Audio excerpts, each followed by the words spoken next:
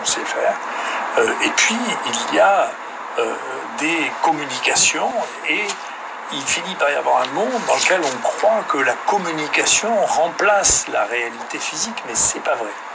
La réalité physique finit par s'imposer. Donc, c'est une des raisons pour lesquelles ça ne m'amuse pas beaucoup d'aller discuter dans les médias, c'est parce que ça ne remplace pas la réalité.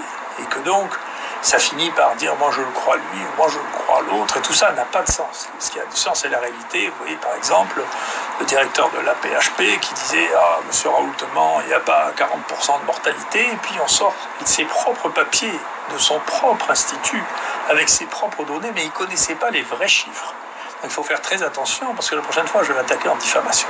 Donc il faut s'arrêter de croire qu'il suffit de parler pour avoir raison. Il faut avoir les chiffres.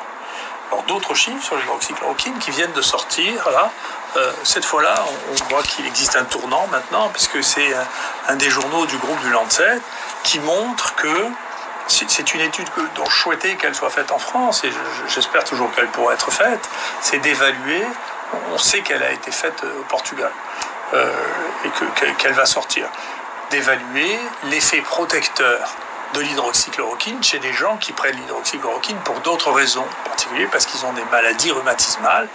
Et on voit que dans ce travail, ce qui est significatif, c'est quand les gens ont la même exposition, par exemple dans des familles où il y a eu des cas de Covid, eh bien si on prend de l'hydroxychloroquine et qu'on a une maladie rhumatismale, on a moins souvent, de manière significative, une infection par le virus que si on prend n'importe quel autre médicament, ce qui est un des éléments qui montre que l'hydroxychloroquine, parmi d'autres, est un médicament qui permet de prévenir l'infection par le Covid. Et bien entendu, ce n'est pas du tout le cas de la cortisone, mais personne n'a jamais cru, à part dans l'essai recovery anglais, que la cortisone était un médicament pour prévenir ou traiter les infections virales aiguës. Ça peut l'être pour traiter les maladies lésionnelles, mais pas les infections aiguës. Donc tout ça va finir par se révéler paisiblement, c'est bien, ça montrera qu'on peut prendre en charge cette maladie normalement, avec un traitement qui a incontestablement une certaine efficacité, qui fait la preuve petit à petit. Et encore, j'ai reviewé, moi, de façon confidentielle, un papier qui vient d'Espagne, qui vient d'Italie, qui donne les mêmes résultats.